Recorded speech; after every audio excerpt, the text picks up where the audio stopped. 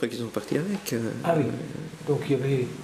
Oui, il y avait probablement une flopée de jeunes juifs qui ont réussi à passer entre le mailles du filet et qui sont arrivés. Et la certitude d'avoir échappé au pire. Aux Allemands, en tout cas.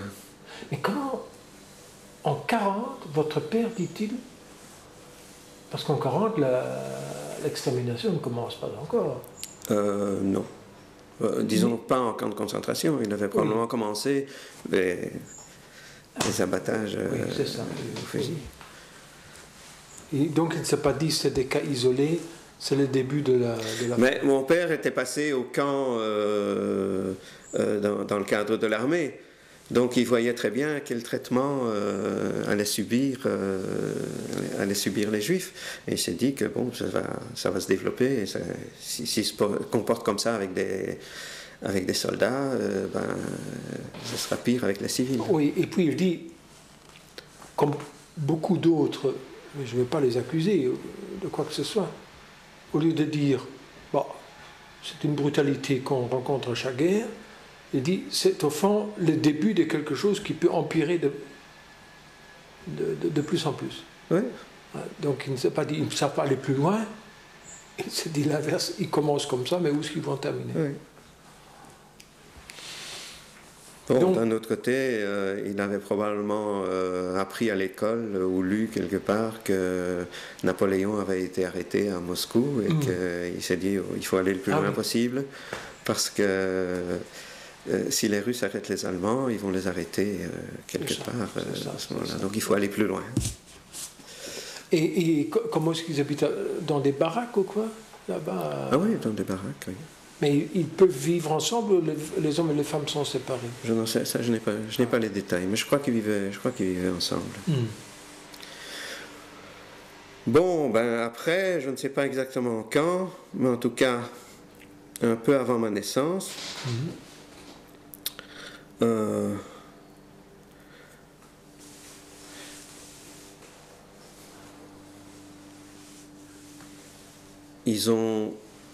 ils ont quitté le camp parce qu'on cherchait de la main-d'œuvre spécialisée. Et bon, comme il était ailleurs, il a pu sortir du camp, mais je ne sais pas exactement quand. Ni vers où? Comment? Et vers où? Votkins, vers la ville elle-même. En fait, Votkins, il n'y a rien de spécial à Votkins, sauf que Tchaïkovski est né là-bas. 100 ans avant moi. Et il y a d'ailleurs un musée, l'ancienne maison de la famille, là, ils ont transformé en musée.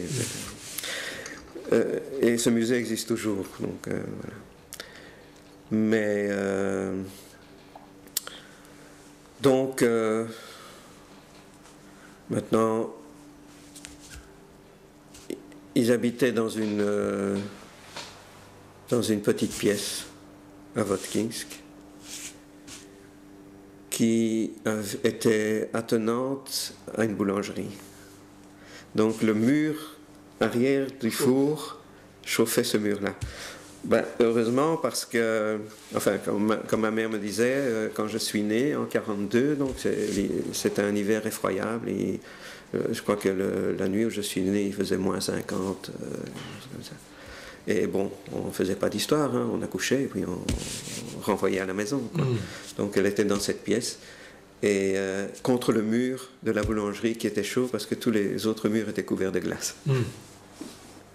Et je me demande d'ailleurs comment mon père l'a convaincu d'avoir un enfant dans ces conditions-là, mais enfin bon, je ne vais pas... Non, parce que bon, je comprends ma mère, hein, loin de tout, loin de sa famille, au fin fond de je ne sais où, en hiver, et encore avoir un gosse là, c'est en février en plus. Donc ça a dû être très pénible. Et je crois que elle n'en voulait pas et elle aurait préféré que je meure à ce moment-là, parce que je sais que pendant 3 jours, elle ne m'a pas allaité. Soit disant qu'elle ne savait pas etc. Et vous la racontez? Quoi? Oui. Mais elle m'a dit que bon, elle ne savait pas. Alors, en fait, le problème, elle est dans le désespoir complet, Ouais, contrairement à ce qui est un sentiment humain, et un gosse, c'est la joie. ouais, Il ne faut pas se demander l'état psychique. ouais.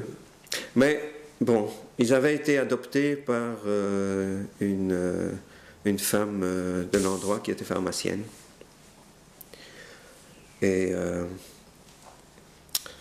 donc, elle a été la voir parce qu'elle avait mal au sein, évidemment. Comme elle n'allaitait pas, elle avait les seins. Et elle lui a dit qu'elle avait mal, etc. Elle lui a demandé si elle m'avait nourri, évidemment.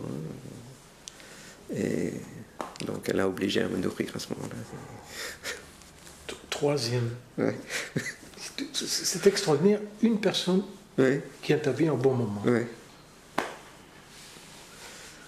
Ben voilà, ça c'est... Bon, après ça, bon... Est-ce que vous savez si elle travaille? Parce que vous êtes là, elle doit continuer à travailler ou quoi? Non, non, ma mère ne travaillait plus à ce moment-là. Mhm. Enfin, je ne sais pas. De toute façon, elle avait un gosse, quoi. Donc, je crois que pendant un certain temps, elle n'a pas travaillé. Mon père travaillait à l'usine enfin, l'usine, un grand atelier de confection qui, en fait, faisait des capotes pour l'armée russe. Donc, il recevait des tissus et il faisait des... Encore une question, c'est peut-être trop intime, mais vous êtes circoncis à ce Oui, moment-là? mais pas à ce moment-là. Ah, c'est justement parce qu'il y a une communauté juive, il y a une structure ou quoi? Non. Non, j'ai été circoncis en 46, c'est-à-dire que j'avais déjà 4 ans, et à Vienne.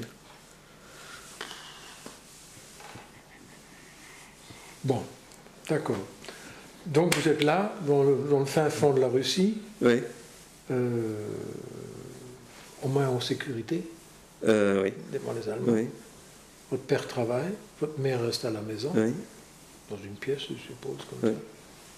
Non, mais après, ils ont emménagé avec, avec la pharmacienne, donc avec la dame qui m'a servi de grand-mère, disons, à ce moment-là. Et là, bon, c'était déjà un appartement où il devait y avoir 2 ou 3 pièces. C'était un genre français, un long couloir au milieu. Et alors, il y avait 3 chambres. Et alors, de l'autre côté, il y avait la cuisine, etc. Et voilà. Et donc, bon, mon père a ouvert une école de couture. Enfin, il n'a pas ouvert une école de couture, disons que comme c'était le seul tailleur vraiment professionnel, donc il a enseigné dans le cadre de l'usine, il a enseigné à des jeunes femmes. Je vais peut-être retrouver la photo, parce qu'il s'est photographié avec sa classe, évidemment, donc il a enseigné là-bas. Donc il parle russe. Ah oui.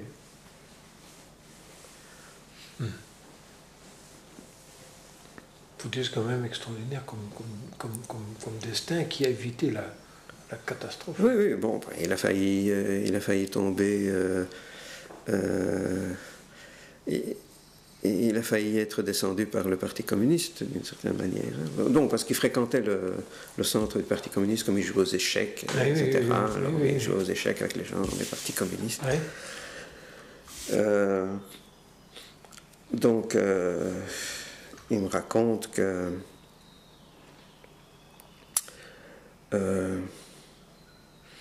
donc il était